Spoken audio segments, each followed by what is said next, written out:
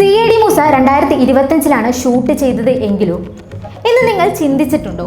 കൊച്ചിൻ ഹനീഫയും ജഗതിയും ഹരിശ്രീ അശോകനുമെല്ലാം അഭിനയിച്ച് തകർത്ത ഈ റോളുകളിൽ മറ്റ് നടന്മാരെ സങ്കല്പിക്കുക പ്രയാസമാണ്. മലയാളികൾ രണ്ടാം ഭാഗം കാത്തിരിക്കുന്ന സിനിമകളിൽ ഒന്നാണ് ഈ CID മൂസ. പക്ഷേ അതിനുള്ള സാധ്യത കുറച്ചു കുറവാണ്. 2003-ൽ തിയേറ്ററുകളിൽ ചിരിയുടെ മാലപ്പടക്കം തീർത്തിറക്കിയ ഈ സിനിമയിലെ ഡയലോഗുകളും സീനുകളും മലയാളികൾക്ക് മനഃപ്പാഠമായിരിക്കും.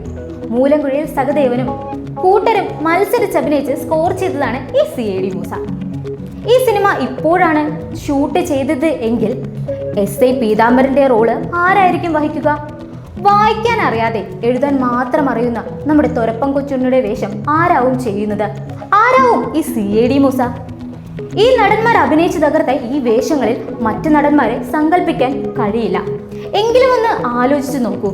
2025-ലാണ് CID മൂസ ഷൂട്ട് ചെയ്തത് എങ്കിൽ പ്രധാന കഥാപാത്രങ്ങളാകാൻ സാധ്യതയുള്ളത് ഈ AI വീഡിയോയിലൂടെ കാണിക്കുന്നുണ്ട്.